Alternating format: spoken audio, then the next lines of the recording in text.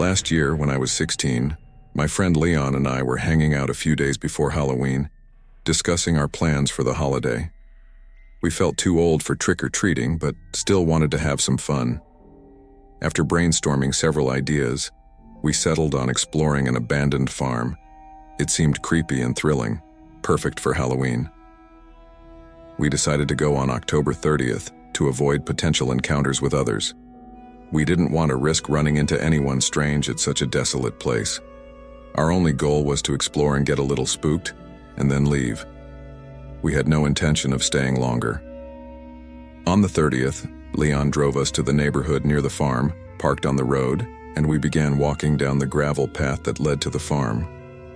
Our flashlights barely illuminated a few feet ahead as we ventured closer. We eventually spotted the outline of the barn to the left and the house further back at the end of the driveway. Our main interest was in the house since we assumed the barn would be empty and uninteresting. We walked to the clearing of tall grass surrounding the house, and our flashlights revealed the barn on the left and the house in the distance. As we approached the front of the house, we discovered that the door was sealed with a solid wooden board. We circumnavigated the entire house, but every window and door was securely sealed. Disappointed, we returned to the front and pondered our next move. While standing there, we noticed the path leading up to the barn, a flattened grassy track that seemed inviting. With no better options, we headed for the barn, feeling a strange unease as we approached. When we reached the barn, its large door was mysteriously open. I entered first and Leon followed, our flashlights revealing a barn that emitted a putrid odor. We also noticed a series of footprints on the ground, unlike those of typical explorers. They all led back and forth from a single point on the other side of the barn. A sudden thud shook the barn, and we turned to see the door had been shut behind us. Panicked, we rushed to open it and quickly fled through the tall grass, returning to the safety of the neighborhood. We had indeed experienced the thrill we sought, but we never attempted to unravel the mystery of what had occurred that night. A few months later, we discovered that the entire house and barn had been sealed off, leaving the enigma of what was happening there unanswered. In 2018, during the fall, I was 22 years old, living temporarily on the East Coast near the Appalachian Mountains. I wasn't particularly outdoorsy and had no experience in camping or hiking. However, the picturesque fall season and beautiful weather motivated me to give it a try. I selected a hiking trail with great mountain views, packed a small backpack with essentials, and embarked on the adventure. I arrived at the trailhead on an uncrowded day and began my solo hike. The path, sparsely marked with recent shoe prints, led through a dense forest. It was peaceful, but the solitude was somewhat unsettling. After about an hour, I encountered a man sitting under a tree along the trail. I greeted him, but his response was unusual. He stared at me for a few seconds without smiling or nodding, which made me feel uneasy. I continued my hike, trying to put some distance between us. After some time, I reached an overlook with stunning views of the mountains. When I turned around to leave, I was surprised to see the same man standing at the end of the trail. He was unnervingly close, only about 10 feet away, and I hadn't heard him approach. He encouraged me to follow him down another path for an even better view.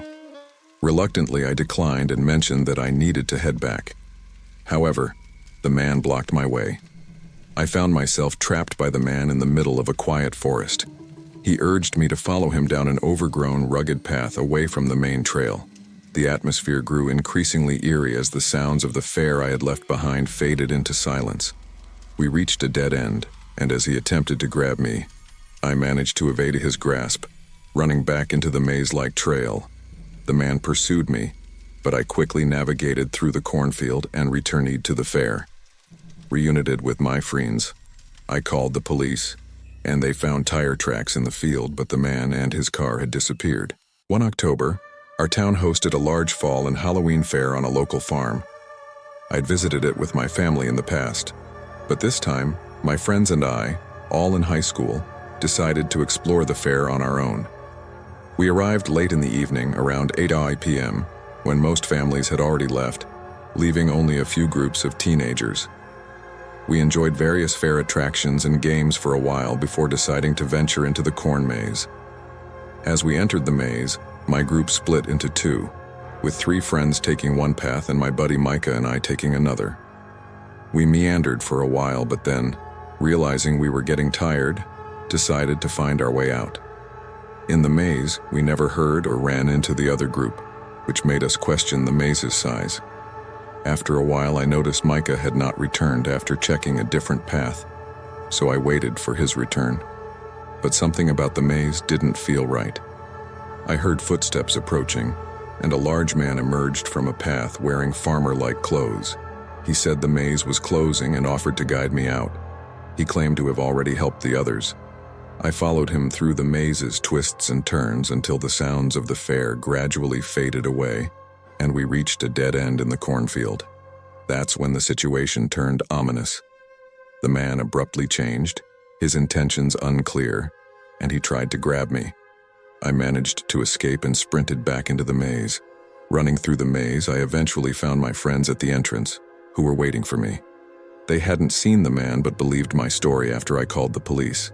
The authorities discovered only tire tracks in the grass with no sign of the man or his car.